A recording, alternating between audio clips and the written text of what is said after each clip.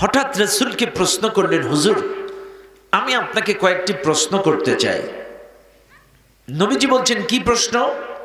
বলছে, হুজুর আমি আপনাকে 5টি প্রশ্ন করতে চাই। কয়টা? 5টা। করো, কি প্রশ্ন তোমার জানার ইচ্ছা বলো? 1, কিয়ামত কখন হবে, কোন দিন হবে, কোন সময় হবে আপনি একটু বলে দেন। 2, এই যে বৃষ্টি বর্ষণ হয়, এখানে বৃষ্টি, ওখানে বৃষ্টি, সেখানে বৃষ্টি, চতুর্দিকে বৃষ্টি, এই বৃষ্টিটা কখন, কোথায়, কোন সময় বর্ষণ হয়, এটা টাইম টেবল, বৃষ্টির সময়টা জানতে চাই। 3, আমি বাড়ি থেকে আসার সময় আমার গর্ভবতী স্ত্রী রেখে এসেছি।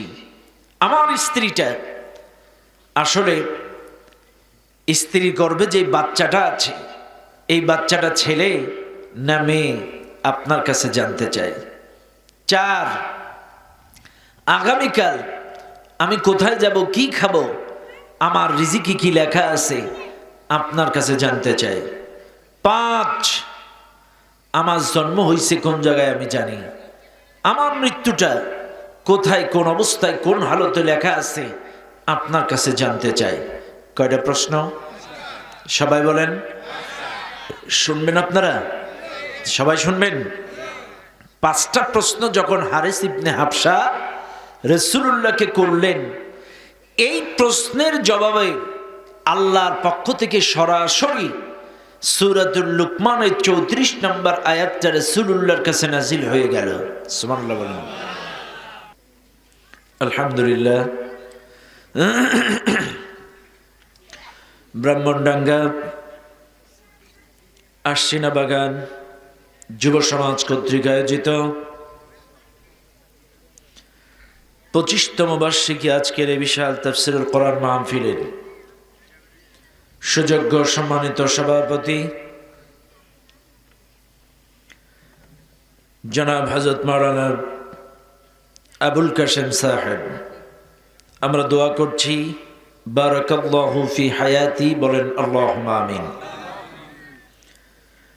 আমার আগে মনোমুগ্ধকর আলোচনা শুনিয়ে আপনাদেরকে মুগ্ধ করেছেন বিশিষ্ট ইসলামী চিন্তাবিদ জনাব হযরত মাওলানা তরিকুল ইসলাম সাহেব। আল্লাহ তাআলা তার শরীর স্বাস্থ্য কণ্ঠনালী হেফাজত করুন, বলেন আল্লাহুম্মা আমিন। আজকের মাহফিলের মঞ্চে উপস্থিত এলাকার সুনামধন্য ব্যক্তিবর্গ, মুরব্বিয়ান ইকরাম, উলামায়ে ইকরাম, উলামায়ে আযম, ডানে বামে সামনে উপস্থিত দূর দূরান্ত থেকে আগত দিনদার মুত্তাকিন পরেজগার ভাই ও বাবাজিরা, পদ্মার আড়ালে শ্রদ্ধেয়া আমার সম্মানিত মা ও বোনেরা, সকলকেই সুন্নাত তরিকা অনুযায়ী সালাম জানাই। আসসালামু আলাইকুম ওয়া রাহমাতুল্লাহি ওয়া বারাকাতুহু। সর্বপ্রথম শুকরিয়া আদায় করি সেই আল্লাহ সুবহানাহু ওয়া তাআলার দরবারে, যেই আল্লাহ তাআলা আপনাকে আমাকে অত্যন্ত দয়া করে, মায়া করে এই কুরআনুল কারীমের মাহফিলে, জান্নাতি বাগানে আসার এবং বসার তৌফিক দিয়েছেন, যিনি সে মহান মালিকের দরবারে প্রাণ খুলে সমস্বরে সমবেত আওয়াজে সমবেত চেষ্টায় জীবনের শ্রেষ্ঠ শুকরিয়ার ঝান্ডাটা আল্লাহ তাআলার আরশ আজিমে পৌঁছায় দেয়। চিৎকার মেরে বলুন আলহামদুলিল্লাহ। আর একটু জোরে বলুন আলহামদুলিল্লাহ।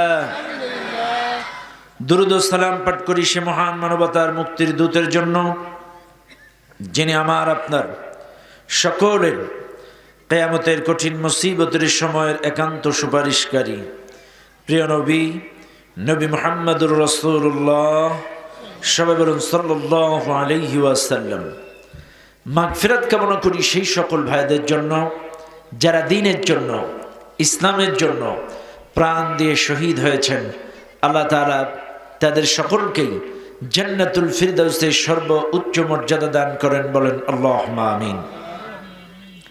আউযু বিল্লাহি মিনাশ শাইতানির রাজীম। বিসমিল্লাহির রহমানির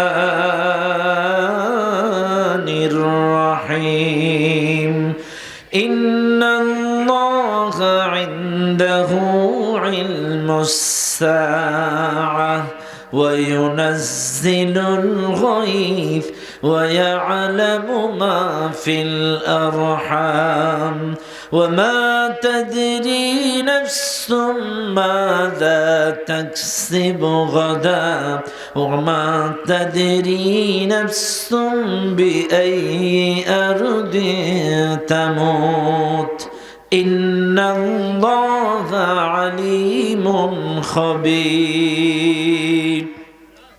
صدق الله العظيم সূরাটির নাম লুকমান। সূরাটি নাজিল হয়েছে মক্কায়। সূরাটির মোট আয়াত সংখ্যা 34, রুকু সংখ্যা 4। এই সূরাটার 34 নম্বর আয়াতটাই আমি আপনাদের সামনে তেলাওয়াত করেছি। এই আয়াতটি নাজিল হওয়ার কারণ, মক্কায় প্রত্যন্ত অঞ্চলের একজন সাহাবী, নাম ছিল তার হারেস ইবনে হাবশা। গ্রামীণ অঞ্চলের সাহাবী, একদম প্রত্যন্ত অঞ্চল, অজগায়ের একজন সাহাবী রাসূলুল্লাহর খেদমতে হাজির হয়েছেন। কোনো আয়াতের তাফসীর করতে গেলে, জানতে গেলে, বুঝতে গেলে আগে জানতে হয় শানে নজুল। এই আয়াতটি কেন নাজিল হলো, কোথায় নাজিল হলো, কোন প্রেক্ষাপটে নাজিল হলো, শানে নজুল যদি জানা যায়, আলোচ্য আয়াতের মূল বিষয়বস্তুটা আয়নার মতো ক্লিয়ার হওয়া যায়। তো এই আয়াতটা নাজিল হওয়ার কারণ, রাসূলুল্লাহর প্রত্যন্ত অঞ্চলের, মক্কার গ্রামীণ অঞ্চলের সাহাবী রাসূলুল্লাহর খেদমতে হাজির হলেন। খেদমত করতে করতে করতে করতে করতে হঠাৎ রাসূলকে প্রশ্ন করলেন, হুজুর, আমি আপনাকে কয়েকটি প্রশ্ন করতে চাই। নবীজি বলছেন, কি প্রশ্ন? বলছে, হুজুর, আমি আপনাকে 5টি প্রশ্ন করতে চাই। কয়টা? 5টা। করো, কি প্রশ্ন তোমার জানার ইচ্ছা বলো? 1, কিয়ামত কখন হবে, কোন দিন হবে, কোন সময় হবে, আপনি একটু বলে দেন। 2, এই যে বৃষ্টি বর্ষণ হয়, এখানে বৃষ্টি, ওখানে বৃষ্টি, সেখানে বৃষ্টি, চতুর্দিকে বৃষ্টি, এই বৃষ্টিটা কখন, কোথায়, কোন সময় বর্ষণ হয়, এটা টাইম টেবল, বৃষ্টির সময়টা জানতে চাই। 3, আমি বাড়ি থেকে আসার সময় আমার গর্ভবতী স্ত্রী রেখে এসেছি। আমার স্ত্রীটা আসলে, স্ত্রীর গর্ভে যে বাচ্চাটা আছে, এই বাচ্চাটা ছেলে না মেয়ে, আপনার কাছে জানতে চাই। 4, আগামীকাল আমি কোথায় যাব, কি খাবো, আমার রিজিকে কি লেখা আছে, আপনার কাছে জানতে চাই। 5, আমার জন্ম হয়েছে কোন জায়গায় আমি জানি, আমার মৃত্যুটা কোথায়, কোন অবস্থায়, কোন হালতে লেখা আছে, আপনার কাছে জানতে চাই। কয়টা প্রশ্ন? সবাই বলেন। শুনবেন আপনারা? সবাই শুনবেন। 5টা প্রশ্ন যখন হারেস ইবনে হাবশা রাসূলুল্লাহকে করলেন, এই প্রশ্নের জবাবে আল্লাহর পক্ষ থেকে সরাসরি সূরাতুল লুকমানের 34 নম্বর আয়াতটা রাসূলুল্লাহর কাছে নাজিল হয়ে গেল। সুবহানাল্লাহ বলেন। নবী তো প্রশ্নের জবাব জানা নাই, যখন প্রশ্ন করলেন, এই প্রশ্নের উত্তরগুলো আল্লাহ পাক এই 34 নম্বর আয়াতটা নাজিল করে জবাব দিয়ে দিলেন। 1, হারিস ইবনে হাবশা প্রশ্ন করেছিলেন, ইয়া রাসূলুল্লাহ, কিয়ামত কখন হবে, কোন দিন হবে, কোন সময় হবে, আপনার কাছে জানতে চাই। আপনি কিয়ামতের সময়টা, টাইম টেবলটা আমাকে একটু বলে দেন। আল্লাহর কোরআন, ইন্নাল্লাহা ইনদাহু ইলমুস সাআহ, নিশ্চয়ই কিয়ামতের জ্ঞানটা আল্লাহ ভালো রাখেন, কিয়ামতের জ্ঞানটা আল্লাহ ভালো জানে। কিয়ামত কখন হবে, কোন দিন হবে, কোন সময় হবে, এটা আল্লাহ ছাড়া এই পৃথিবীর কোন মানুষ বলতে আল্লাহ পাক আর এক জায়গায় বলেন, ইয়াসআলুনাকা আনিস সাআতি আইয়ানা মুরসাহা قل إنما علمها عند ربي لا يجليها لوقتها إلا هو ثقلت في السماوات والأرض لا تأتيكم إلا بغتة الله قرآن سورة الأعراف আল্লাহ পাক বলেন নবীজি এই দুনিয়ার মানুষ যদি তোমার কাছে কিয়ামত সম্পর্কে জানতে চায়, এই দুনিয়ার মানুষ যদি তোমার কাছে কিয়ামত সম্পর্কে প্রশ্ন করে, নবীজি তুমি বলে দাও নিশ্চয়ই কিয়ামতের জ্ঞানটা আল্লাহ ভালো জানে। কুল ইন্নামা ইলমুহা ইনদা রাব্বি, কিয়ামতের জ্ঞানটা আল্লাহ ভালো জানে, কিয়ামতের ইলমটা আল্লাহ ভালো রাখে। কিয়ামত সম্পর্কে এই দুনিয়ার কোনো মানুষ বলতে পারে না। তবে আমি নবীজি এতটুকু বলতে পারি, লা তাতিকুম ইল্লা বাগতা, যে কোনো সময় যে কোনো মুহূর্তে কিয়ামত চলে আসতে পারে। কিয়ামত যখন আসবে, কিয়ামত যখন সংগঠিত হবে, এই দুনিয়ার মানুষকে পূর্ব প্রস্তুতি গ্রহণ করার সুযোগ দেওয়া হবে না। গায়ে দোয়াচ্ছেন কিয়ামত হয়ে যাবে, ভাত খাচ্ছেন কিয়ামত হয়ে যাবে, নাঙ্গল চষছেন কিয়ামত হয়ে যাবে, যে যেই অবস্থাতে থাকবে সেই অবস্থায় কিয়ামত হয়ে যাবে। ফালা ইয়াস্তাতিউনা তাওসিয়াতাম ওয়ালা ইলা আহলিহিম ইয়ারজিউন, কোন ওসিয়াত করার সময় কোনো পরিবারের গার্জিয়ানকে দেওয়া হবে না। বাবা তার সন্তানকে কথা বলতে পারবে না, আমার সন্তানেরা আমি এই চাপায়ের অনেক মানুষের কাছে টাকা পাই, এ কথাগুলো বলে যাওয়ার চান্স পাবে না। বাবা এ কথা বলতে পারবে না, আমার মারা যাওয়ার পরে আমার কবরটা অমুক জায়গায় তমুক জায়গায়। কিয়ামতের প্রকম্পন যখন শুরু হয়ে যাবে, কেউ কোনো ওসিয়াত করার সময় পাবে না। যে কোনো সময় কিয়ামত আসতে পারে, তবে অ্যাকুরেট খবর একমাত্র কে জানে? আরো জোরে বলেন আল্লাহ। তবে হ্যাঁ, রাসূল করিম সাল্লাল্লাহু আলাইহি সাল্লাম তার ভবিষ্যৎবাণী হাদিসের মধ্যে কিছু আলামত টুকরো টুকরো অসংখ্য হাদিসের মধ্যে পাওয়া যায়। কোনো জায়গায় 5টা, কোনো জায়গায় 10টা, কোনো জায়গায় 11টা, এরকম অসংখ্য আলামত আমার নবী বর্ণনা করে গিয়েছেন। এই আলামতগুলো আমার উম্মতের মধ্যে যখন দেখা দিবে, মনে রাখবে কিয়ামত বেশি দূরে নাই। এর মধ্যে অন্যতম আলামত, কিয়ামতের পূর্বে এই সমাজের মানুষগুলো, পুরুষগুলো নারীদের পোশাক পরবে, নারীগুলা পুরুষের পোশাক পরবে। আপনাদের দিকে পরে না? হ্যাঁ, আপনাদের এই সাফাইয়ের দিকে অনেকটা ভালো। রাজধানীতে গেলে বোঝা যায় কার পোশাক কেডা পরে। কথা কয় না? ঠিক না বে ঠিক? রাজধানীতে, মহানগরগুলোতে, এরপরে পর্যটন এলাকাগুলোতে দেখলেই বোঝা যায় কার পোশাক কে পরে। এগুলো দেখলে বোঝা যায় কিয়ামত বেশি দূরে নাই। নারীরা পুরুষের পোশাক, পুরুষেরা নারীর পোশাক, পুরুষেরা কানে দুল, নাকে দুল, হাতে চুড়ি। কথা কয় না?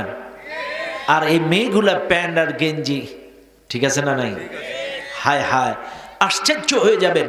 আজকের এই মাহফিলে আমাকে বলা হয়েছে পর্দা সম্পর্কে কিছু বলবেন। আমি বলবো, সামনে আসবো ইনশাআল্লাহ।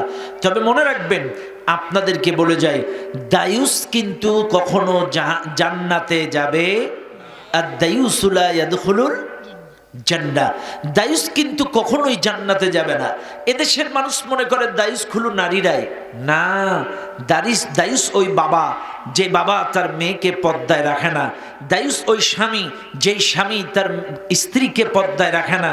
দায়ুস ওই ভাই, যেই ভাই তার বোনকে পর্দায় রাখে না। দায়ুস ওই মহিলা, তার ভাই, স্বামী, বাবা, গার্জিয়ান পর্দায় রাখার পরেও নিজে পর্দায় থাকে না।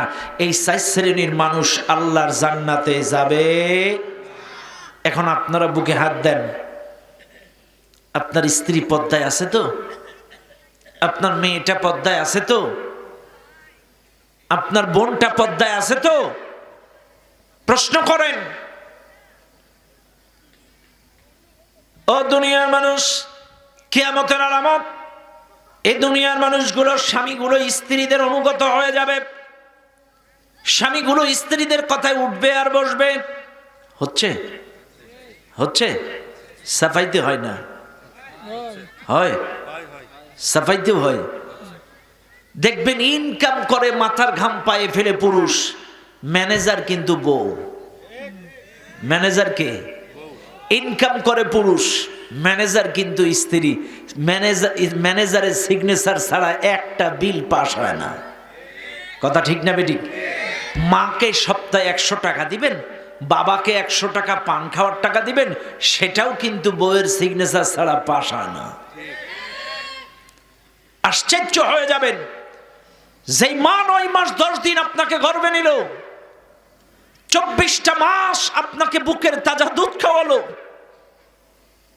যেই মা আপনাকে এত কষ্ট করে মানুষ করলো, আজকের সেই মাকে সপ্তাহে 100 টাকা হাত খরচ দিবেন, তাও চুরি করে দেবেন, খোকার মা যেন টের পায় না।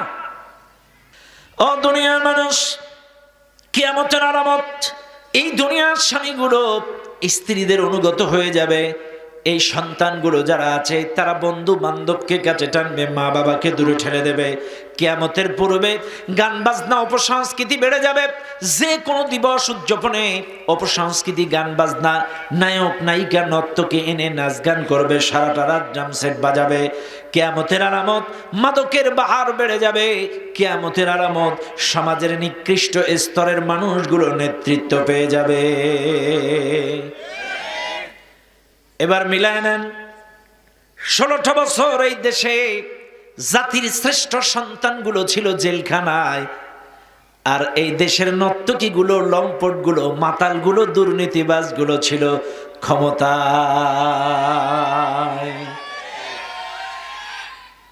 কি রে, সিটি সেলের টাওয়ার নাকি? এত লেটে পৌঁছালো পিছনে? বেশি লম্বা দরকার নেই, একসাথে মারলেই হবে। আলহামদুলিল্লাহ। কতক্ষণ ঠিক না বেঠিক? রাগ করবেন না, কে কোন দল করেন এটা আপনার ব্যক্তিগত ব্যাপার।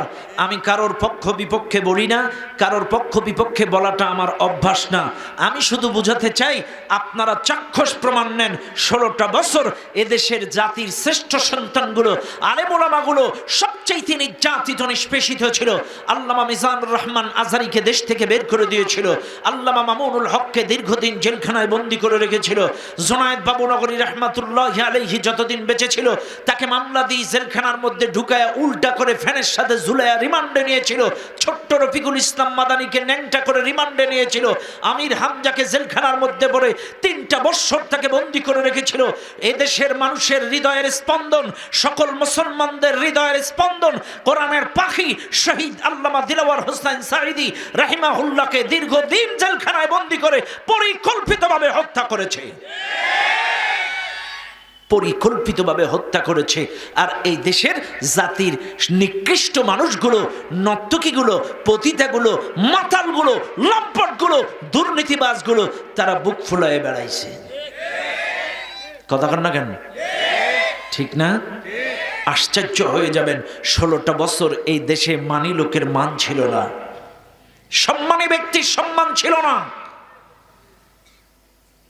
যত লম্পট, চিটার, বাটপার, তবে এই ভুল আর করা যাবে না, এই ভুল আর করা যাবে না। ইন্নাল্লাহা লা ইউগাইয়িরু মা বিকওমিন হাত্তা ইউগাইয়িরু মা বিআনফুসিহিম। ওই জাতির ভাগ্য আল্লাহ ততক্ষণ বদলায় না যতক্ষণ তারা ভাগ্য বদলাইতে চেষ্টা না করে। সময় এসেছে। গত 5ই আগস্টে যেটা হয়েছে গণ অভ্যুত্থান, এটা ইসলামী বিপ্লব নয়। 90% মুসলমানের দেশে, আলেম ওলামার দেশে, মসজিদের দেশে, মাদ্রাসার দেশে, এদেশের সমস্ত মুসলিমগুলো এক হয়ে আল্লাহওয়ালা, কোরআনওয়ালা, নবীওয়ালাদেরকে যদি সমর্থন করতে পারে, ইনশাআল্লাহ আগামী দিন ইসলামের বিপ্লব কেউ ঠেকাইতে পারবে না। এদেশে ইসলামী বিপ্লব কেউ ঠেকাইতে পারবে না। তবে মনে রাখবেন, 5ই আগস্টে যেটা হয়েছে এটা কিন্তু ইসলামী বিপ্লব না, এটা কি? গণ অভ্যুত্থান। ইসলামী বিপ্লব তো হবে তখন কোরআনের পক্ষে গণজোয়ার বোয়াবেন যখন। কথা বেড়ে যায়। 1 নাম্বার প্রশ্ন করেছিল হারিস ইবনে হাফসা, হুজুর কিয়ামত কখন হবে, কোন দিন হবে? কি জবাব দিলেন? কে ভালো জানে? আল্লাহ ভালো জানে। 2 নাম্বার প্রশ্নের জবাব, হারিস ইবনে হাফসা প্রশ্ন করলেন, ইয়া রাসূলুল্লাহ, আমার 2 নাম্বার প্রশ্ন, এই যে বৃষ্টি বর্ষণ হয়, কখন, কোন জায়গায়, কোন মুহূর্তে, কোথায় বৃষ্টি হবে, এটা আমাকে একটু বলে দেন। আল্লাহর কোরআন, ওয়া ইউনাজ্জিলুল গায়থ, কখন কোথায় বৃষ্টি বর্ষণ হবে এটা আল্লাহ ছাড়া এই দুনিয়ার কোনো মানুষ বলতে পারে না। এই দুনিয়ার আবহাওয়া অধিদপ্তর সম্ভাব্যময় ডেট দেয় 3 নাম্বার 5 নাম্বার হারিকেন সংকেত, এই সংকেত সেই সংকেত, কিন্তু অ্যাকুরেট বৃষ্টি কখন কোন জায়গায় হবে যিনি বলতে পারেন তিনি কে? আরো জোরে কোন কে? ও দুনিয়ার মানুষ, আজকে আমাদের দেশের সাংবাদিক যারা, উপস্থাপক যারা, উপস্থাপিকা যারা, রাগ করবেন না, বাস্তব বাংলাদেশের চিত্র আপনাদের সামনে তুলে ধরতে চায়। এই দেশে যখন প্রাকৃতিক দুর্যোগ দেখা যায়, ভূমিকম্প দেখা যায়, কোনো মারাত্মক কোনো অসুবিধা যখন দেখা যায়, দেখবেন এদেশের সাংবাদিকগুলো, উপস্থাপক যারা, তারা টুপি পাঞ্জাবি পরে সংবাদ উপস্থাপন করে। আর উপস্থাপিকা যারা, যদি প্রাকৃতিক দুর্যোগ ঝড় তুফান যদি আসে, এদিক ওরা ঘন্টা দিয়ে সুন্দর করে ঢেকে ঢুকে সুন্দর করে উপস্থাপন করে।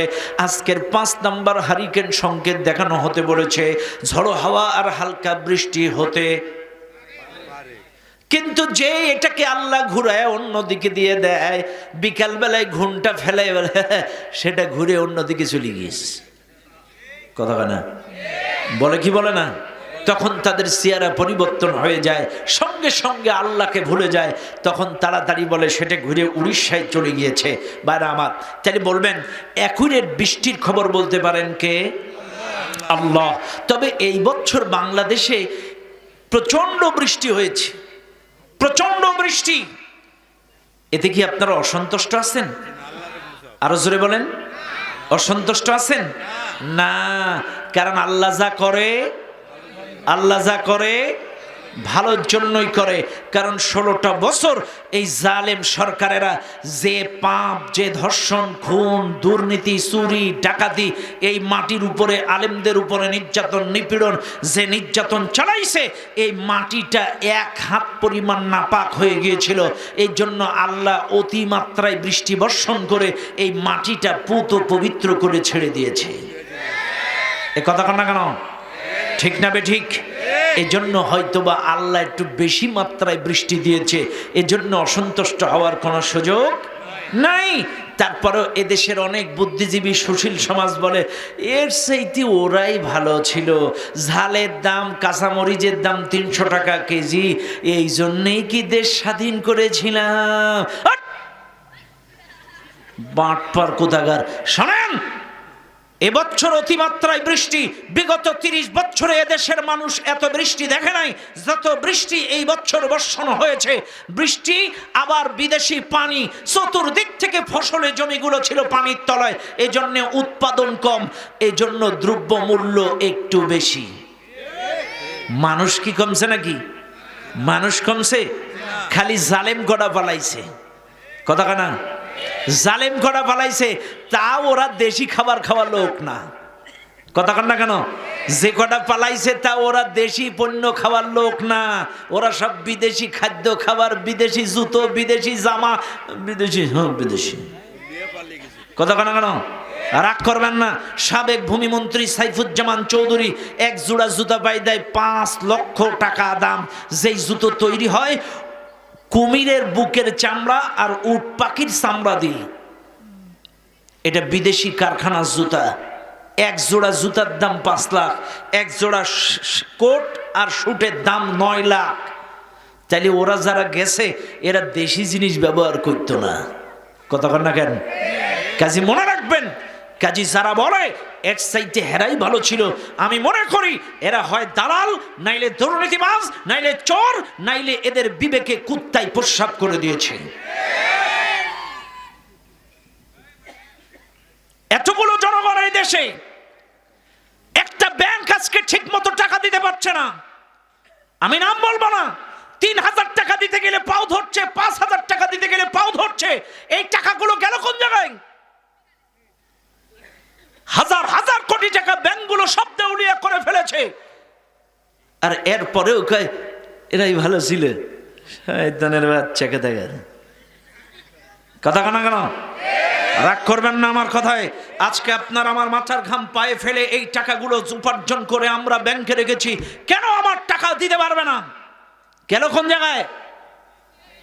একটা কথাও সে কথা বলছেন না আপনারা। শোনেন, 11 লক্ষ কোটি টাকা পাচার করেছে এই কয় বৎসরে। 11 লক্ষ কোটি টাকা। আজকে কারেন্ট থাকে না সব দোষ দিচ্ছেন এই সরকারের। অথচ পারমাণবিক বিদ্যুৎ কেন্দ্র থেকে 59,000 কোটি টাকা ঝেড়েছিল ম্যাডাম।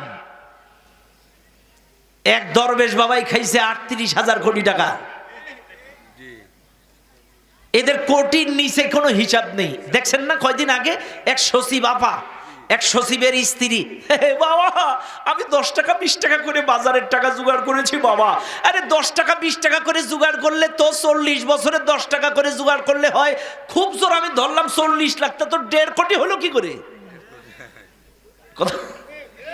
কথা কন না কেন? 10 টাকা 20 টাকা করে বাজারের টাকা জোগাড় করলে তোর খুব জোর 30 লাখ 40 লাখ হোক, 40 বছরে আমি মানি নিলাম, কিন্তু তোর 1.5 কোটি হলো কি করে এক ব্যাগে? আর বাজারের টাকা কি বিদেশি ডলার হয় নাকি? নাটক কি এদের? সব স্টার জলসা জি বাংলায় পাঠাই দিতে হবে। কথা কন না কেন? এক অভিনেত্রী তো চলে গিয়েছে, স্বজন হারাবার যন্ত্রণা আমার চেয়ে বেশি কেউ জানে না। এই নাটকটাই 16 বছর শুনতে শুনতে জীবন শেষ। কথা কি খারাপ লাগতেছে আপনাদের? এখন আসেন, রাগ করে না, আমার কিছু আসে যায় না। এদেশের অনেক সুশীল সমাজ আবার বলে গেছিলাম ওয়াজ শুনতে, হুজুর খালি গিবত গিবত গিবত গিবত। গিবত কারে কয় বুঝেন? গিবত কারে বলে? আমার ভাইয়ের অনুপস্থিতিতে তার দোষ ত্রুটি আলোচনা করা, হেয় প্রতিপন্ন করা, কটাক্ষ করা, ব্যঙ্গ করা, ক্রিটিসাইজ করা, তাকে ছোট করার জন্য যদি তার দোষ ত্রুটি বলে আমি আনন্দ পাই, এটাকে বলা হয় গীবত। আর যদি কারোর থেকে সচেতন করা হয় যে ভাই দেখলাম তুমি ওর সাথে ঘুরছো, ওর লেনদেন কিন্তু জম্মের খারাপ, একবার যদি তুমি টাকা দিছো এই জীবনে আর টাকা ফেরত পাবা না।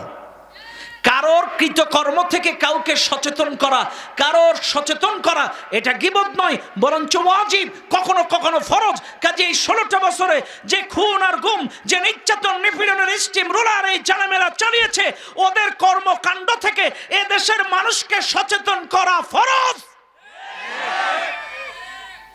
আগামীতে যেন এই জাতীয় জালেমদের কোনো কর্মকাণ্ডে পাও না দেয়, এজন্য এই জাতিকে সচেতন করা এটা গীবত নয়। গীবত কি? কাউকে ক্রিটিসাইজ করা, কটাক্ষ করা, ব্যঙ্গ করা, হেয় করা, ছোট করা, তার দোষ ত্রুটি আলোচনা করে আনন্দ পাওয়া, একজনের অগোচরে এটা আলোচনা করা, এটাটাই গীবত। আর কারোর থেকে কাউকে সচেতন করা, সতর্ক করা গীবত নয়। আমরা এদেশের মানুষকে সচেতন করতে চাই এই জালেমেরা কিভাবে এদেশের সম্পদ লুণ্ঠন করেছে, এদেশের ইসলামের পরে আঘাত করেছে, এদেশের মুসলমানগুলো জঙ্গি জঙ্গি নাটক করে 16টা বছর কিভাবে আলেমদেরকে নির্যাতন করেছে, আমরা সচেতন করছি। এটা আনন্দ করার কিছু নয়। কাজে মনে রাখবেন, কখনো কখনো সমালোচনা করা ফরজ, আবার কখনো কখনো গীবত। কাজী নমরুদ, ফিরাউন, আবু জেহেল, আবুল আহাব, উতবা, সাইবা, উতাইবা, কারুন, এদের দোষ ত্রুটি কিয়ামত পর্যন্ত তাদের কর্মকাণ্ড থেকে জাতিকে সচেতন করা ফরজ, এটা গীবত নয়। চাইলে এই সুশীল সমাজ তো বলবে না আবু জেহেলের বিরুদ্ধে বলছে ওটাও তো তাহলে গীবত। কথা হ্যাঁ, এটা গীবত না। এদের এই অকারেন্স কর্মকাণ্ড থেকে এই জাতিকে সতর্ক করা, আগামীতে যাতে এইদের ফাঁদে আর পা না দেয় এজন্য সচেতন করাটাই হলো আমাদের দায়িত্ব। কারণ কোরআন বলছে কিতাবুন আনজালনাহু ইলাইকা লিতুখরিজান নাস মিনাজ যুলুমাতি ইলান নূর। আল্লাহ বলছেন এই কিতাব আমি নাজিল করেছি এই দুনিয়ার মানুষদেরকে অন্ধকার থেকে আলোর পথে ডাকার জন্য। চাইলে এই দায়িত্ব ছিল আমার নবীর, এখন নবী নাই, নবীর ওয়ারিস, উত্তরসূরি, আলেম ওলামা, এরাই এখন জাতিকে অন্ধকার থেকে আলোর পথে ডাকবে। এরা 16টা বছর দেশপ্রেম দেশপ্রেম দেশত্ববোধ স্বাধীনতার শক্তি, আল্লাহর কসম এদের একটার ভেতরেও দেশপ্রেম ছিল না। যদি ওদের মধ্যে দেশপ্রেম 5% থাকতো, এদেশের টাকাগুলো ব্যাংকগুলো লুট করতে পারতো না, রডের বদলে বাঁশ দিতে পারতো না। যদি দেশপ্রেম থাকতো। দুনিয়ার মানুষ কথাই কথা বেড়ে যায়, কখন কোথায় বৃষ্টি বর্ষণ হয় এটা আমি আপনাদেরকে বোঝানোর চেষ্টা করছিলাম। মুসলমানেরা চাইলে বলেন তো কখন কোন জায়গায় কোন মুহূর্তে কোন সময় বৃষ্টি হয় এই খবরটা বলতে পারেন কে? আরো জোরে বলেন কে? বাচ। এইবার আসেন ৩ নম্বর প্রশ্নের জবাব। হারিস ইবনে হাফসা প্রশ্ন করলেন, ইয়া রাসূলুল্লাহ, আমার ৩ নম্বর প্রশ্ন, আমার বাড়ির থেকে স্ত্রী রেখে এসেছি, গর্ভবতী স্ত্রী। আমার স্ত্রীর গর্ভে যে বাচ্চাটা আছে এই বাচ্চাটা ছেলে হবে না মেয়ে হবে, দয়া করে আপনি একটু বলে দেন। আল্লাহ কোরআন ওয়া ইয়ালামু মা ফিল আরহাম, আল্লাহ পাকের নবী বলেন মায়ের রেহেমের ভেতরে ১ ফোঁটা জরায়ুর ভেতরে ওই ১ ফোঁটা পানির ভেতরে সন্তানটা যখন দাঁড়ায়, এই সন্তানটা ছেলে না মেয়ে একমাত্র আল্লাহ ছাড়া এই দুনিয়ার কেউ বলতে পারে না। এখন আসেন, কোরআন যেভাবে নাজিল হয়েছে পরিবর্তন করার ক্ষমতা কারণ নাই, কিন্তু ব্যাখ্যা বিশ্লেষণ সমসাময়িক আপডেট ব্যাখ্যা করা যায়। কারণ সেই সময়ে মদ ছিল কিন্তু গাঁজা ছিল না। এ কথা কেন? কথা কান ছিল নি? আল্লাহ তো কইছে মদ খাইও না, মদ খেয়ে নামাজে আইসো না, কিন্তু গাঁজা খাওয়ার কথা তো কইনি। এখন এরা বলবে তাহলে হুজুর জায়েজ কথা। তাহলে বুঝছেন, আমি কিন্তু জাস্ট বোঝানোর জন্য বলছি যে কোরআন যেভাবে নাজিল হয়েছে এটা পরিবর্তন করার ক্ষমতা এই পৃথিবীর কারণ নয়, কিন্তু সমসাময়িক ব্যাখ্যা বিশ্লেষণ সময়ের আলোকে আলেমরা ব্যাখ্যা করতে পারে, আলেমরা মুফাসসিররা। এখন শোনেন, ওয়ায়ালামু মা ফিল আরহাম, আমার স্ত্রীর গর্ভের বাচ্চাটা ছেলে না মেয়ে আপনি বলে দেন। আল্লাহ বলল এটা আল্লাহ ছাড়া কেউ জানে না, কিন্তু আসেন এটার বর্তমান সময়ের ব্যাখ্যাটা একটু আপডেট দিতে হবে। আর আপডেট ব্যাখ্যা যদি না দেন এ দেশের নাস্তিকেরা বলবে হুজুর আপনি যে বললেন স্ত্রীর গর্ভের বাচ্চা আল্লাহ ছাড়া কেউ জানে না, তা ডাক্তার যে আল্ট্রাসাউন্ড করে বলে দেয়।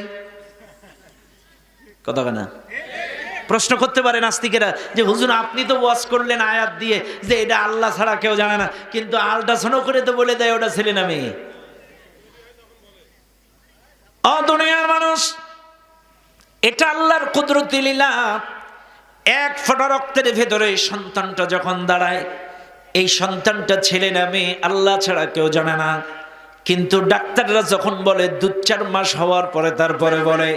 কিন্তু তারপরেও বর্তমান আপডেট ব্যাখ্যা হলো এই দুনিয়ার নাস্তিকরা যাতে পেশাল পারতে না পারে এই জন্য সমসাময়িক ব্যাখ্যা হবে হুজুর ওয়ায়ালামু মা ফিল আরহাম, আমার স্ত্রীর গর্ভের বাচ্চা যেটা আছে এটা দিনদার হবে না বদকার হবে, আপনি একটু বলে দেন।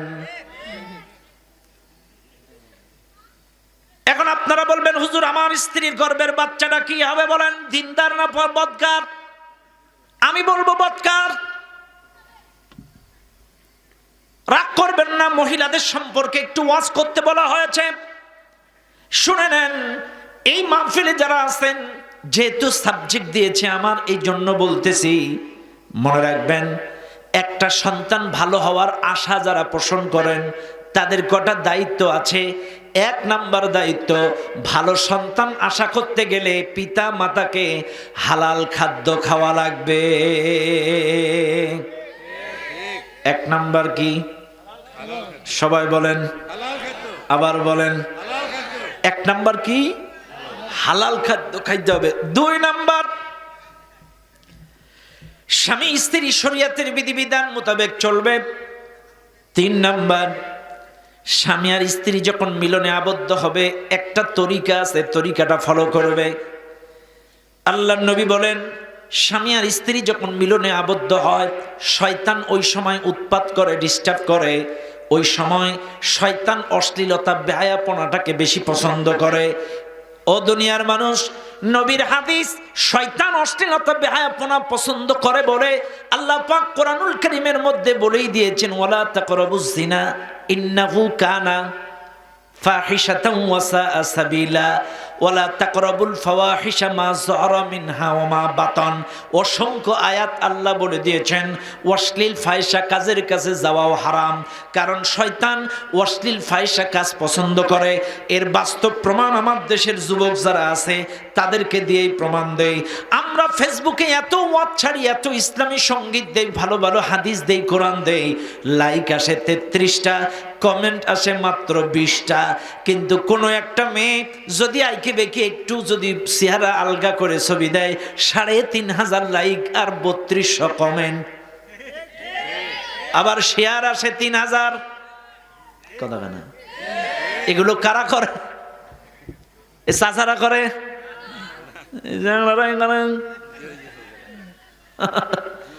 এই স্যাংরারাই করে। কারণ আমাদের গুলো, আমাদের হুজুরদের কোন পোস্ট আসলে খালি টানে, আর যখন কোন মেয়ে লোকের পোস্ট জুম করে দেখে, স্যাংরা কোটা কয় দেন ঠিক, রাগ করেন না বাপ, আমি অযাক্তক অনর্থক অযৌক্তিক কোনো কথা বলি না, শোনেন না। আজ আছি কাল নাই। ইন্নাস সামাআ ওয়াল বাসারা ওয়াল ফুআদা কুল্লু উলাইকা কানা আনহু মাসউলা। আপনার প্রত্যেকটা অঙ্গ প্রত্যঙ্গ সম্পর্কে কিয়ামতে প্রশ্ন করা হবে। আপনার চোখকে প্রশ্ন করবে, চোখ তুমি কি দেখেছো? কান তুমি কি শুনেছো? ও হাত তুমি কি অবৈধ কাজ করেছো?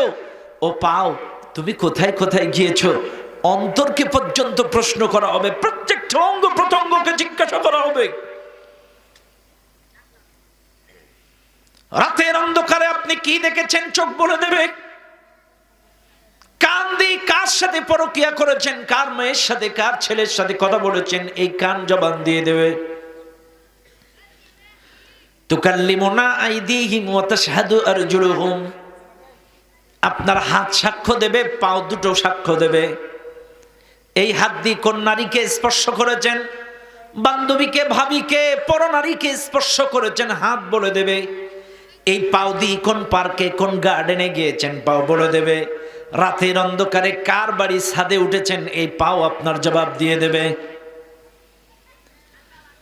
ও দুনিয়ার মানুষ, এই জন্য বলে যাই, আপনাদেরকে বলছি চোখের হেফাজত করেন। আল্লাহর নবী বলেন 10টি আমল যদি কোনো মানুষ করতে পারে, ইমানের সময় অটোমেটিকলি কালেমা শাহাদাত তার জবান দিয়ে নসিব হয়ে যাবে। 10টা আমল যদি কোনো মানুষ করতে পারে, মৃত্যুর সময় অটোমেটিকলি জবান দিয়ে কালেমা শাহাদাত নসিব হয়ে যাবে। তার 1 নাম্বার আমল হলো নজরের হেফাজত।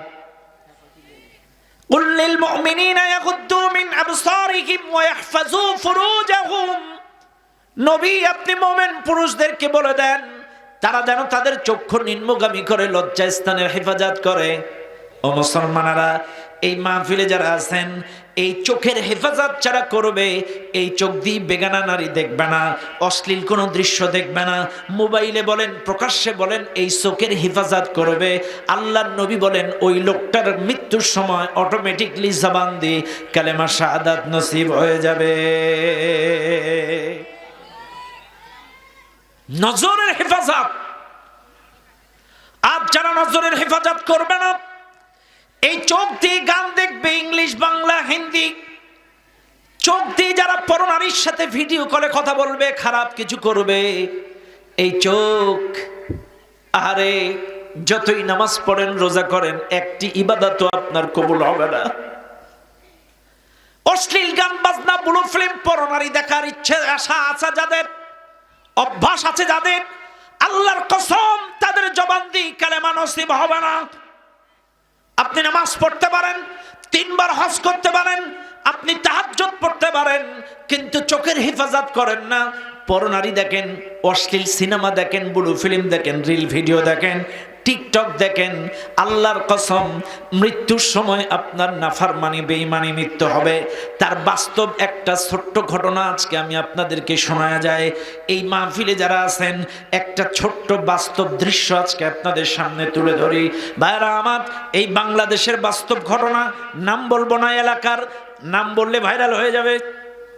বাস্তব দৃশ্য, এই বাংলাদেশের ঘটনা। এই বাংলাদেশ থেকে একজন হাজি সৌদি আরবে গিয়েছে হজ করার জন্য। মনে রাখবেন, এই বাংলাদেশের এক হাজি গিয়েছে সৌদি আরবে হজ করার জন্য।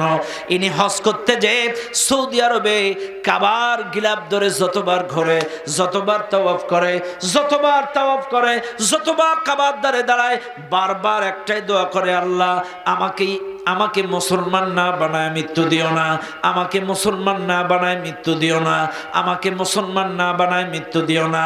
বারবার একটাই দোয়া করে, আমাকে মুসলমান না বানায় মৃত্যু দিও না। এইবার যতদিন ঘুরে, যতদিন তাওয়াফ করে, যতদিন আসা যাওয়া করে, একটাই দোয়া করে, আর কোনো দোয়া তার মুখ দিয়ে বেরোয় না। কাবা শরীফের এক খাদেম জিনিসটা ফলো করছে। এই বাঙালি হাজিটা যতবার আসে একটাই দোয়া করে, আল্লাহ আমাকে মুসলমান না বানায় মৃত্যু দিও না। কাবার খাদেম হাজিকে প্রশ্ন করলো, রে হাজি, আমি তোমাকে লক্ষ্য করলাম যতদিন তুমি তাওয়াফ করো, যতদিন কাবার গিলাফ ধরো, একটাই দোয়া করো, আল্লাহ আমাকে মুসলমান না বানায় মৃত্যু দিও না। ও হাজি, তুমি এই দোয়া করো কেন? তোমার জীবনে কি আর কোনো চাওয়া পাওয়া নাই? তোমার জীবনে কি আর কোনো আশা আকাঙ্ক্ষা নাই? এই দোয়াটাই তুমি কেন করো? তোমার কাছে জানতে চায়।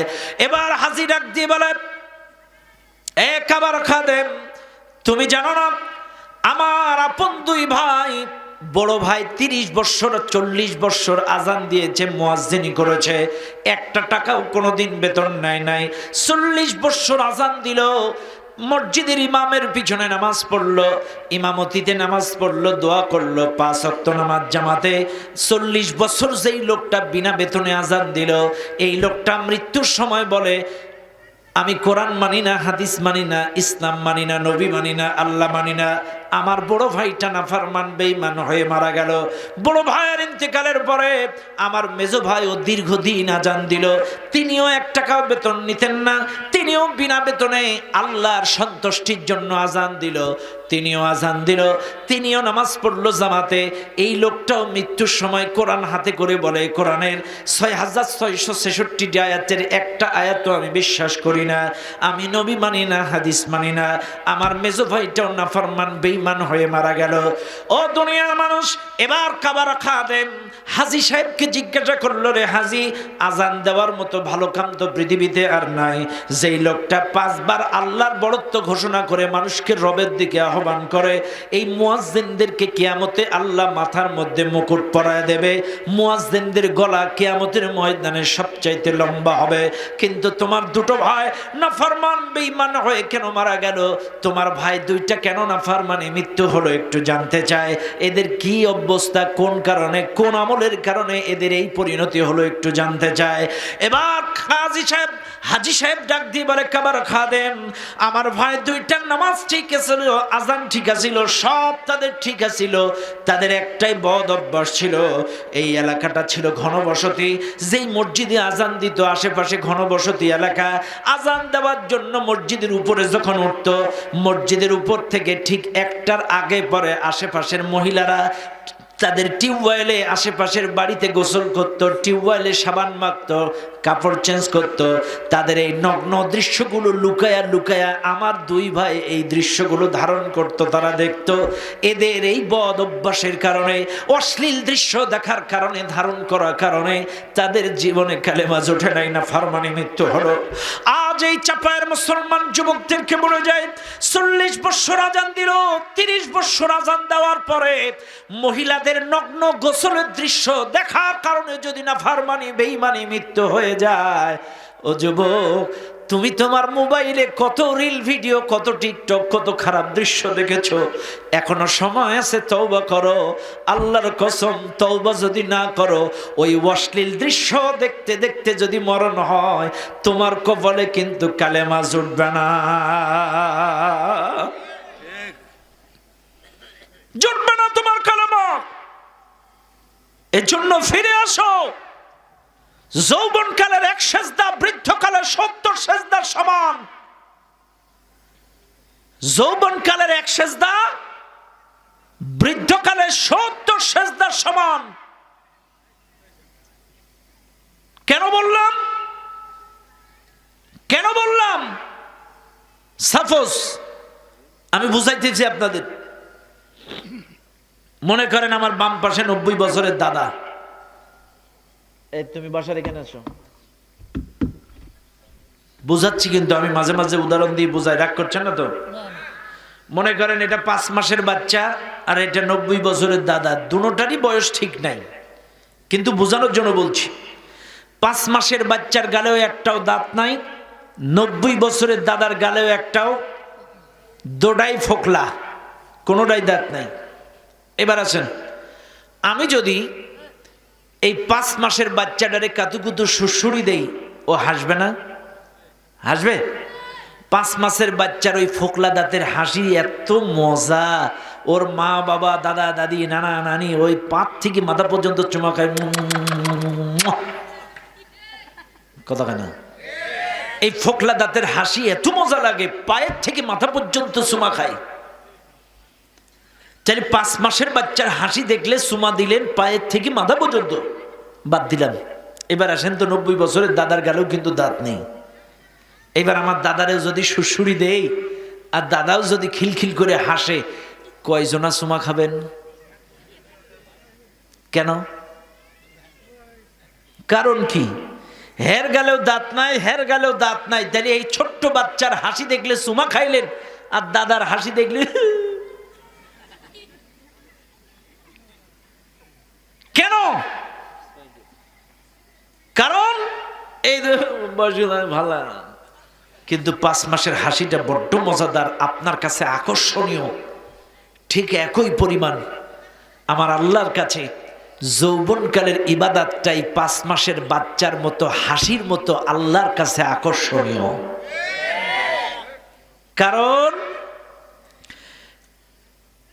কারণ কি? যাদের যৌবন আছে 18, 19, 20, 22, 23 যুবক, তুমি দাঁড়াবে সুবহানাকা আল্লাহুম্মা বিহামদিকা ওয়া তাবারাকা ইসমুকা ওয়া তাআলা জাদ্দুকা ওয়া লা ইলাহা গায়রুক, সুবহান রাব্বিয়াল আযীম, সুবহান রাব্বিয়াল আযীম, সুবহান রাব্বিয়াল আযীম, সুবহান রাব্বিয়াল আ'লা, সুবহান রাব্বিয়াল আ'লা, সুবহান রাব্বিয়াল আ'লা। প্রত্যেকটা তাসবিহ যৌবনকালে দাঁত আছে, শক্তি আছে, স্ট্রংলি রুকু হবে স্ট্রং, সেজদা হবে স্ট্রং, এবং সব তাসবিহগুলো হবে স্পষ্ট। কিন্তু যার দাঁত নেই সে কি করবে?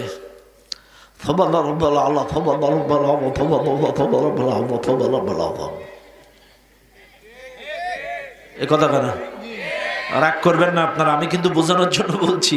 চাইলে যৌবন আছে, শক্তি আছে, দাঁত আছে, মাজা ঠিক আছে, রুকু দেবেন স্টিল নাও, এরপরে সেজদা দেবেন ঠিক মতো, তাসবিহগুলো পড়বেন স্পষ্ট মাখরাজ আদায় করে, আল্লাহর কাছে অ্যাকসেপ্ট হবে। আর বুড়ো বয়সে দাঁত নেই, জন্যই বলেছে যৌবনকালের 1 সেজদা বৃদ্ধকালের 70 সেজদার সমান। এইবার আসেন, আমার বুড়ো মুরব্বী যারা দাঁত নেই এরা টেনশনে আছে যে হুজুর তাইলে আমাদের কি ইবাদত কবুল হবে না? টেনশনে আছে। বুড়ো যা দাঁত আছে, মুরব্বী দাঁত আছে, রাগ করেন না, আপনাদের পক্ষের বলছি। এবার দাঁত নেই তো, এই তো নেই, আমার বাজানের দাঁত নেই, বোঝার জন্য বলছি। শোনেন,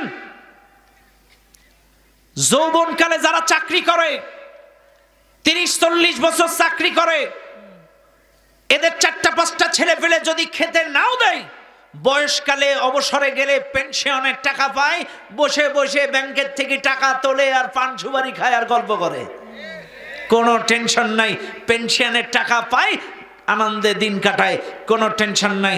কাজী ওই সকল মুরব্বীদেরকে বলছি, আপনার যৌবনকালের ইবাদতটা যদি সহি শুদ্ধ হয়, চাইলে বয়সকালে দাঁত না থাকলেও ওই যৌবনকালের ইবাদতের পেনশন বয়সকালে পেয়ে যাবেন। এটা জোরে কবেন না? আরো জোরে বলবেন না? আপনার যৌবনকালের ইবাদতটা যদি সহি শুদ্ধ থাকে, তাহলে বয়সকালের দাঁত না থাকলেও ওই যৌবনকালের পেনশন জমা হবে। আর জোরে কোন সুবহানাল্লাহ। এই জন্য যুবক যারা আছো তোমাদেরকে বলছি, নামাজ পড়বা তো ইনশাল্লাহ? একটু হাত তুলে দেখাও, হাত তুলে দেখাও। ও যুবক, একটু হাত তুলে দেখাও, বলেন আল্লাহ আগামী ফজর থেকে স্বেচ্ছায় সজ্ঞানে 5 ওয়াক্ত নামাজ মৃত্যুর আগ পর্যন্ত জামাতের সহিত আদায় করব ইনশাআল্লাহ, ইনশাআল্লাহ, ইনশাআল্লাহ। বলেন আল্লাহুম্মা আমিন। হাত নামান। আলহামদুলিল্লাহ। বাইরে আপনাদেরকে বলছি, কেন পড়বেন না নামাজ? কেন পড়বেন না? ভাইরে, এই মাহফিলে যারা আছেন, আপনার বলেন তো স্বেচ্ছায় সজ্ঞানে কেউ আপনাদের বাড়ির চুলায় 5 মিনিট হাত রাখতে পারবেন? আগুন জ্বলতেছে, মা রান্না করছে, আপনি 5 মিনিট চুলার মধ্যে হাত ঢুকায় রাখতে পারবেন? 1 মিনিট তাও পারবেন না, 1 মিনিটও পারবেন না। বুঝেন কিন্তু, চাইলে আপনার বাড়ির চুলার মধ্যে 1 মিনিট আপনি হাত রাখার ক্ষমতা নেই। কিন্তু রাসূল তো বলেছেন, যেই লোকটা 1 ওয়াক্ত নামাজ ইচ্ছা করে কাজা করবে সে জাহান্নামের আগুনে 2,88,000 বছর, এটা একটা হিসাব, কেউ হুব্বা সমান বলেছে। চাইলে এই জাহান্নামের মধ্যে জ্বলবে, আপনারা বলেন 2,88,000 বছর, কেউ 1,00,000 বছর, এক একজন এক এক হিসাব। তো আমি ধরলাম বেশি না, আপনি 1 মিনিট আপনার বাড়ি চুলায় হাত রাখতে পারেন না। আর জাহান্নামের আগুন দুনিয়ার আগুনের চাইতে 70 গুণ পাওয়ারফুল, কেউ কেউ বলেছেন 70,000 গুণ পাওয়ারফুল। চাইলে এই আগুনের চাইতে পাওয়ারফুল আগুন জাহান্নামে 1,00,000,000,000 বছর থাকা লাগবে। কেমনে থাকবেন? কেমনে থাকবেন? ও দুনিয়ার মানুষ, এই জন্য আপনাদেরকে বলে যাই, এই মাহফিলে যারা আছেন প্রত্যেকটা কথা একটু ব্রেন দিয়ে ভালো করে খাটান। চাইলে আমার 3 নাম্বার প্রশ্নের জবাব ছিল, মনে আছে আপনাদের? 3 নাম্বার প্রশ্নের জবাব ছিল ওয়ায়ালামু মা ফিল আরহাম, মায়ের রেহেমের ভেতরে যেই সন্তানটা দাঁড়ায়, সন্তানটা ভালো না খারাপ এটা আল্লাহ ছাড়া কেউ। 4 নাম্বার প্রশ্নের জবাব, 4 নাম্বার প্রশ্নের জবাব হারিস ইবনে হাবশা প্রশ্ন করেছিল, ইয়া রাসূলুল্লাহ, ইয়া হাবিবাল্লাহ, আমার স্ত্রী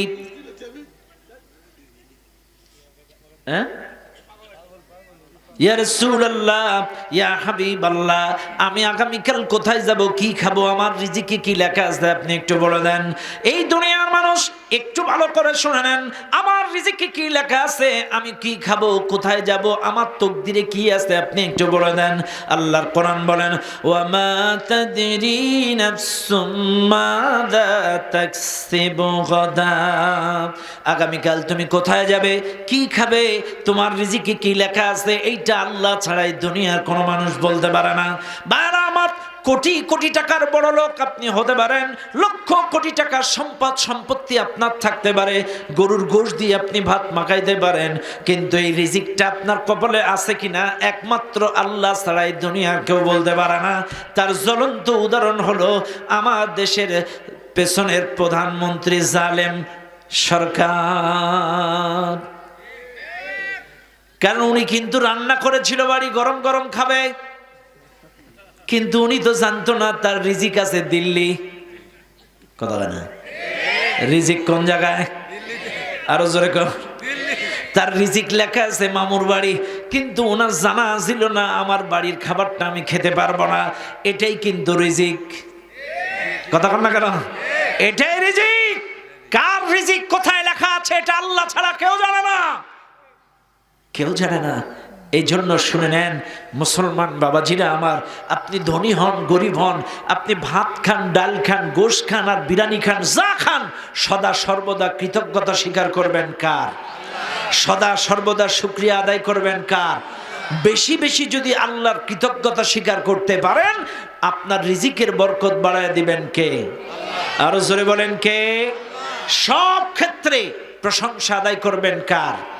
মনে থাকবেন ইনশাআল্লাহ, সদা সর্বদা আপনার রিজিকের বরকত বাড়ায় দিবেন আল্লাহ। বিশেষ করে আপনাদেরকে একটা আমল শিখায় দেয়, আপনারা যারা 5 ওয়াক্ত নামাজ পড়েন, পড়েন না? পড়েন? সবাই পড়েন? ভাব ভালো না। 5 ওয়াক্ত নামাজ যারা পড়েন, এমন লোক এই মাহফিলে আছে, চেয়ারম্যানের বাড়ি যাইতে যাইতে জুতার তলা ক্ষয় করে ফেলে, মেম্বারের বাড়ি কাউন্সিলরের বাড়ি যাইতে যাইতে জুতার তলা ক্ষয়, একটা বয়স্ক ভাতার কার্ড, একটা শিশু ভাতার কার্ড, একটা ত্রাণ, একটা 10 টাকা চাউলের কেজির কার্ড, এই কার্ডের কারণে হাঁটতে হাঁটতে চেয়ারম্যান, মেম্বার, কাউন্সিলর, কমিশনার, এরপরে মেয়রের বাড়ি ছুটতে ছুটতে পায়ের জুতার তলা ক্ষয়। কিন্তু কপাল পুরো মুসলমান জানে না রিজিকটা বাজেট হয় যেই জায়গায়, সেই জায়গায় যাও।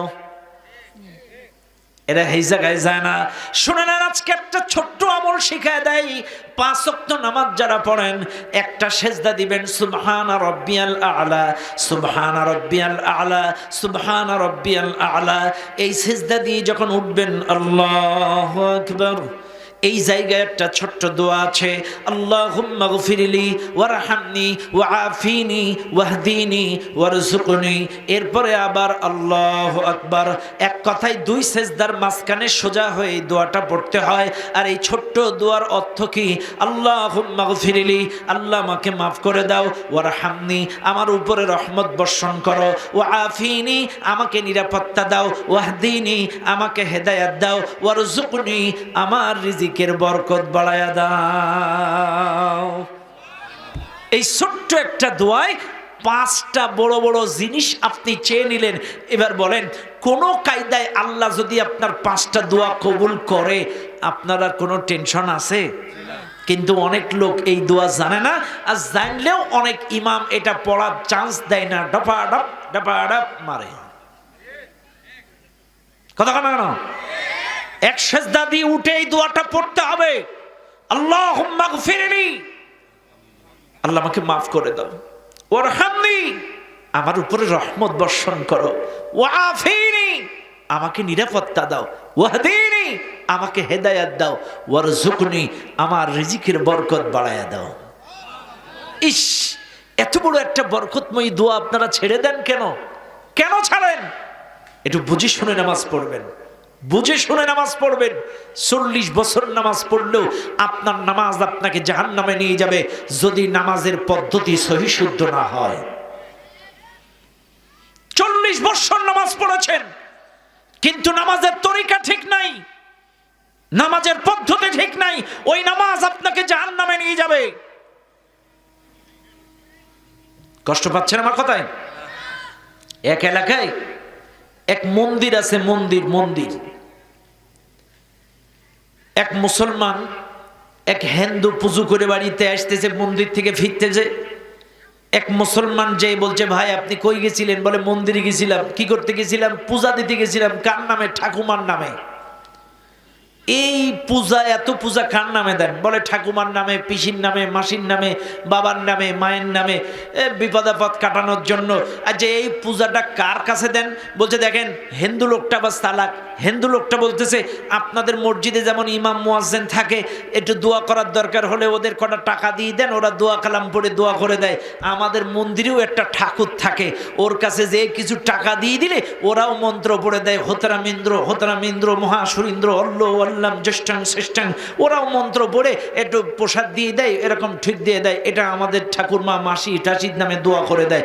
এটা আচ্ছা ঠিক আছে ভাই, আপনি কত বছর পূজা করেন? প্রায় 25 বছর পূজা করি। আচ্ছা 25 বছর যে আপনি পূজা করেন, আপনার ঠাকুর যে কি মন্ত্র পড়ে এটা কি আপনি বুঝেন? অর্থ বুঝেন? তা তো বুঝি না। আচ্ছা বাদ দিলাম, 25 বছর তার ঠাকুর কি মন্ত্র পড়েছে জানে না। এবার আমাদের মসজিদে আসেন, মুসলমানদের মসজিদের ধার দিয়ে একটা পথ আছে, এক হিন্দু লোক যাওয়া আসা করে। এখন রমজান মাসে কিছু মুসল্লি তারাবি পড়ে বার হইছে। এক হিন্দু ভাই জিজ্ঞাসা করছে, ভাই আপনি কই গেছিলেন? নামাজে গেছিলাম। একটা প্রশ্ন করি। হ্যাঁ করেন। কি প্রশ্ন? আচ্ছা আমি যখন এই ধার দিয়ে আওয়াজ করি, আপনাদের ইমাম সাহেব খালি বলে হামিদা হামিদা হামিদা, এমনি রুকু সেজদা একটু ঘন ঘন হয় না তারাবির সময়? ঘন ঘন হয়। এখন বলছে আপনাদের ইমাম খালি বলে হামিদা হামিদা হামিদা। আসলে এই হামিদা কার মেয়ে? এর বাপের নাম, এর বাড়ি কোথায়? তখন মুসলমান বলছে, ভাই আমি 30 বছর নামাজ পড়ি, এই হামিদা কার মেয়ে আমিও জানি না। রাগ করেন না বাপ, 25 বছর হিন্দু লোকটা পূজা করলো, তার ব্রাহ্মণ, তার ঠাকুর কি মন্ত্র পড়ে এটাও বোঝে না। আপনি আমিও 30 বছর নামাজ পড়ি, সুবহান রাব্বিয়াল আ'লার অর্থ বুঝি না, সামি আল্লাহু লিমান হামিদা কি জিনিস এটার অর্থ জানি না।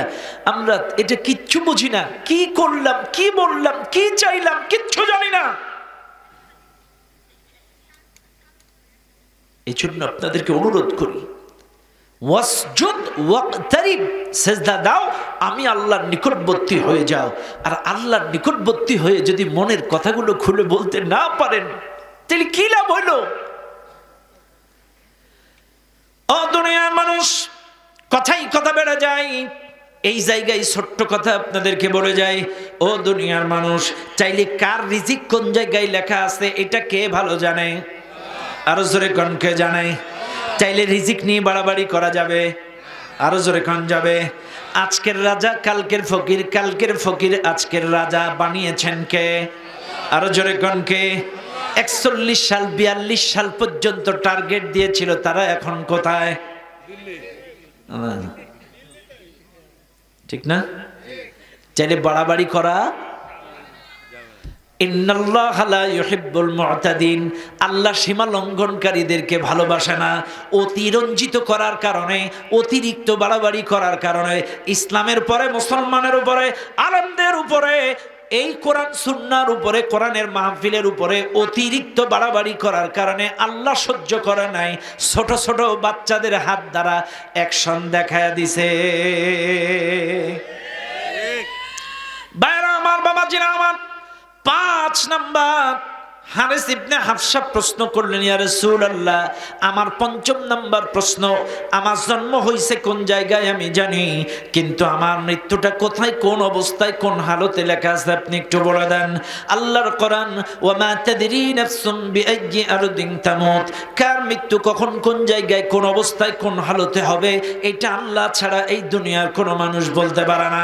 শুনে নেন আজকের মাহফিলের জনগণ, আপনার জন্ম চাপাইতে হতে পারে, মৃত্যুটা আপনার রাজশাহী মেডিকেলে লেখা থাকতে পারে, আপনার জন্মটা চাপাইতে হতে পারে, মৃত্যুটা আপনার ওই মুম্বাই, দিল্লি বা বেঙ্গালুরুতে লেখা থাকতে পারে, আপনার জন্মটা বাংলাদেশে হতে পারে, আপনার মৃত্যুটা সৌদি আরবে হজরত অবস্থায় হয়ে যেতে পারে।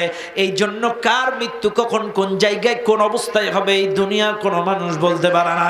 চিরদিন চিরকাল মানুষ কিন্তু ভুল পথে, ভুল মতে, ভুল রাস্তায় থাকে না। এতদিন যা করেছেন করেছেন, ফিরে আসেন, তওবা করেন, ফিরে আসেন।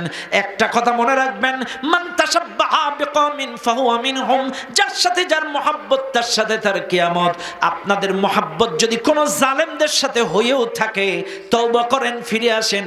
আর তওবা যদি না করেন, এখনো পর্যন্ত দেশি বিদেশি জালেমদের সাথে যদি ষড়যন্ত্রে লিপ্ত হন, আল্লাহর কসম আপনার হাসর নাসর ওই জালেমদের কাতারে হবে। ও দুনিয়ার মানুষ, মৃত্যুর খবর এই পৃথিবীর কেউ বলতে পারে না। আপনি আইসিইউতে থাকেন আর সিসিইউতে থাকেন, বড় দুর্গের ভেতরে থাকেন, মৃত্যু আপনাকে পাকড়াও করবে। আইনামা তাকুনু ইউদরিকুমুল মাউত ওয়ালাউ কুনতুম ফি বুরুজিম মুশাইয়াদা, মৃত্যু আপনাকে পাকড়াও করবে, ধরবে। মৃত্যুর থাবা থেকে বাঁচার উপায় এই পৃথিবীর কারণ নাই। শুনে নেন দুনিয়ার মানুষ, এই মাহফিলে যারা আছেন, মৃত্যুর খবর কেউ বলতে পারে না। এমন একটা ছোট্ট ঘটনা আজকে আপনাদেরকে বর্ণনা করে শোনাই। যদিও আমি কোনো মাহফিলে কিচ্ছা কাহিনী খুব বেশি বলি না, কিন্তু তাফসীরের মধ্যে আসছে বলে কথাটা বলতেছি, নাইলে আমি কিচ্ছা কাহিনী বলা পছন্দ করি না। যদিও প্রেক্ষাপটের সাথে কোরআনের মধ্যে আছে তাই বলতেছি। তাফসীরে নূরুল কোরআন, এই তাফসীরে নূরুল কোরআনে সূরা লুকমানের 34 নম্বর আয়াতে তাফসীর করতে যে ঘটনাটা বর্ণনা করেছে, শুনে নেন দুনিয়ার মানুষ। 4 ইমাম, বাংলাদেশের 4 ইমামের অন্যতম একজন ইমাম, প্রখ্যাত আলেম ইমাম মালিক রাহমাতুল্লাহি আলাইহি, তার সারা জীবনের স্বপ্ন ছিল মদিনার মাটিতে মৃত্যুবরণ করা। তার স্বপ্ন ছিল মদিনার মাটিতে শেষ নিঃশ্বাস ত্যাগ করা, রাসূলের দেশে তার কবর হয়ে যাওয়া। এটাই ছিল ইমাম মালিকের স্বপ্ন। এই আশা নিয়ে মদিনায় আছেন, মদিনায় দিন যাপন করেন। হঠাৎ করে হজের মৌসুম, অসংখ্য মদিনার মানুষ লাব্বাইক আল্লাহুম্মা লাব্বাইক, লাব্বাইক লা শারীকা লাক লাব্বাইক, ইন্নাল হামদা ওয়ান নি'মাতা লাকা ওয়াল মুলক লা শারীকা লাক, তালবিয়া পড়তে পড়তে অসংখ্য মদিনার মানুষ মসজিদ এই কাবার দিকে রওনা দিয়েছে। এই দৃশ্য দেখে ইমাম মালিকের মনের মধ্যে বড্ড লোভ জন্ম নিল। আহারে, আমিও যদি এই হাজিদের সাথে যাইতে পারতাম, আমিও যদি গিলাপ ধরে দোয়া করতে পারতাম, আমিও যদি আল্লাহর হক তোয়াব করতে পারতাম, আমিও যদি সাই করতে থাকতে পারতাম, আমিও যদি আরাফার ময়দানে দোয়া করতে পারতাম। কিন্তু মনে রাখবেন, ইমাম মালিক কিন্তু ইতিপূর্বে অনেকবার বড় হজ করেছে, যদিও তার যাওয়াটা জরুরি না, জরুরত নয়, কারণ অনেকবার তিনি বড় হজ করেছেন মক্কায় থাকাকালীন, যাওয়াটা কিন্তু তার জন্য জরুরি না। কিন্তু মনে রাখবেন, ইমানদার যারা হয়, মুত্তাকি যারা হয়, পরেজগার যারা হয়, আল্লাহওয়ালা যারা হয়, এরা কিন্তু ভালো কাজের লোভ সামলাইতে পারে না। ভালো কাজের ডাক যখন আসে, ইমানদার কখনো বসে থাকতে পারে না। তার বাস্তব জ্বলন্ত প্রমাণ, ও দুনিয়ার মানুষ, একজনের বাড়ি খাটের নিচে একটা সাপ ঢুকে গিয়েছে, এলাকার মানুষ বলছে তুমি একা ধরো না, কামড় দিবে। এইবার একটা সাপুড়ি ডাক দাও, সাপুড়ি এসে বিন বাজায় আর তালে তালে সাপটা ধরে নিয়ে যাবে। ভাইরা আমার, এই সাপুড়ি যখন বিন বাজায়, বিষধর সাপগুলো সেন্সলেস হয়ে যায়, মাতাল হয়ে যায়, তালে তালে ওই বাজনার কাছে আসে আর সাপুড়িরা ধরে খপাত করে তাকে ব্যাগের মধ্যে ঢুকায়। এই জন্য আপনারা দেখবেন, সাপুড়ি যারা, এরা খানা খন্দকে যে ঢোড়া সাপ ধরে না, হেলে সাপ ধরে না, এরা কিন্তু বিষধর সাপ পুরাতন বাড়ি, বিল্ডিং, বাগান, জঙ্গলে যেয়ে বাজায়। বাবা আমার, এই সাপুড়ি যখন বিন বাজালো, বিষধর সাপটা তালে তালে তালে তালে কখন যে তার কাছে ধরা দিল বুঝতে পারলো না। এই উদাহরণটা দেওয়ার কারণ, যেই সাপের মধ্যে বিষ আছে, বিনের সুর শুনলে সেটার মধ্যে কাজ করে। কাজে আপনাদেরকে বলতে চায়, এই মাহফিলের মধ্যে যাদের মধ্যে ঈমানের বিষ আছে, মসজিদের মুয়াজ্জিন যখন 5 বার বিন বাজাবে, এই বিষ যাদের মধ্যে আছে তারা বসে থাকতে পারবে না, কখন যে মসজিদে চলে যাবে তারা নিজেরাও বুঝতে পারবে না। যাদের মধ্যে ঈমানের বিষ আছে, মসজিদের মুয়াজ্জিনের আজানের সুর শুনলে তারা বসে থাকতে পারবে না। হাইয়া আলাস সালাহ,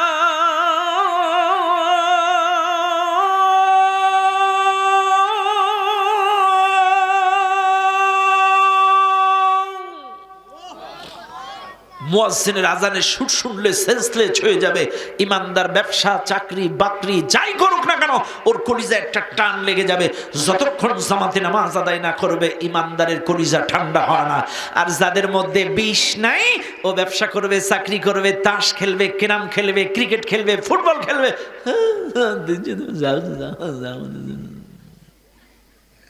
কত কেন। তাহলে বিষ যাদের মধ্যে আছে, জ্বালা করবে, মসজিদে একটা টান লেগে যাবে। আর যাদের মধ্যে বিষ না, কোনো পার্শ্ব প্রতিক্রিয়া হবে না।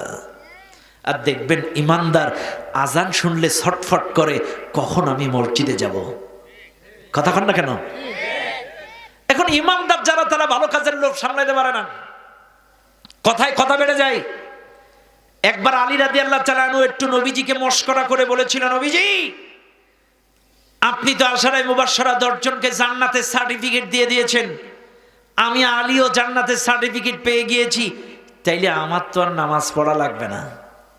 আলী রাদিয়াল্লাহু তাআলা একটু মশকরা করে নবীজিকে বলছে। এখন নবীজি বলছে ঠিক আছে তুমি আইসো না। নবীজি একটু মশকরা করে বলছে ঠিক আছে আইসো না। এখন আলী রাদিয়াল্লাহু তাআলা বাড়ি চলে গেছে, ঈশার নামাজ পড়ে সারা রাত শুয়ে আছে। ফজরের নামাজের আজানের ধ্বনি যখন বাজছে, আসসালাতু খায়রুম মিনান নাওম,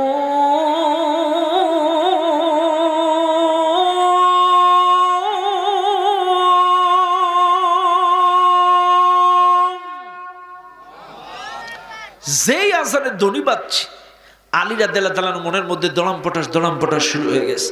আলী রাদিয়াল্লাহু তাআলা চিন্তা করছে, সুন্নাত নাই পড়ি, অন্তত ফরজটা পড়ে আসি। সুবহানাল্লাহ খান। আলী রাদিয়াল্লাহু তাআলা মসজিদে চলে গেছে, সুন্নাতও পড়ছে, ফরজও পড়ছে। নবীজি সালাম ফিরায়, সালাম ফিরায় বলছে, আলী কি হইলো? হুজুর চেষ্টা করছি, কিন্তু আজান দিলে আর নিজেকে ঠেকাইতে পারি নাই। কাজে ইমানদার কখনো ভালো কাজের লোভ সামলাইতে পারে না। কাজে ইমাম মালিক যদিও হজ করেছে, তারপরেও হজের মৌসুম যদি যাইতে পারতাম, কিন্তু ইমাম মালিকের মনের মধ্যে একটা ভয়, আমার সারা জীবনের স্বপ্ন মদিনার মাটিতে মৃত্যুবরণ করা, মদিনার মাটিতে শেষ নিঃশ্বাস ত্যাগ করা, রাসূলের দেশে আমার কবর হওয়া, এটা আমার স্বপ্ন, আশা, আকাঙ্ক্ষা। কিন্তু আমি যদি হজ করতে গিয়ে মারা যাই, তাহলে তো আর স্বপ্ন পূরণ হবে না। এদিকে মৃত্যুর ভয়, এদিকে হজের লোভ, দুটানায় পড়ে গেছে। ইমাম মালিক রাতের অন্ধকারে তাহাজ্জুদের নামাজ পড়ে ইস্তেখারার আমল করে আল্লাহর কাছে বলছে, আল্লাহ আমার সারা জীবনের স্বপ্ন তুমি জানো, মদিনার মাটিতে শেষ নিঃশ্বাস ত্যাগ করা। কিন্তু আল্লাহ হজের মৌসুম যদি যেতে পারতাম, কিন্তু আমি তো জানি না আমার হায়াত কতদিন আছে, যদি হজ করতে গিয়ে মারা যায় আমার স্বপ্ন তো পূরণ হবে না। কিন্তু মালিক, যদি কোনো কায়দায় ইশারা ইঙ্গিতে জানতে পারি আমার হায়াত আছে, তাইলে হজ করব, না থাকলে করব না। যদি একটু আমার অ্যাঙ্গেলে জানায় দিতে। ইমাম মালিক দোয়া করছে আর কি, ইশারা ইঙ্গিতে যে কোনো কায়দায় হায়াতের খবর যদি জানতে পারি, হায়াত থাকলে করব, না থাকলে করব না। ইমাম মালিক দোয়া করে ঘুমালেন। তাফসীরে নূরুল কোরআনের মধ্যে ঘটনাটা বর্ণনা করেছে। হঠাৎ স্বপ্ন যোগে ইমাম মালিক স্বপ্নের ভিতরে দেখলেন বিশ্বনবীকে। বিশ্বনবী স্বপ্নের ভিতরে ইমাম মালিককে 5টা আঙ্গুল দেখালেন, ইশারা করলেন। ইমাম মালিকের ঘুম ভেঙে গেল।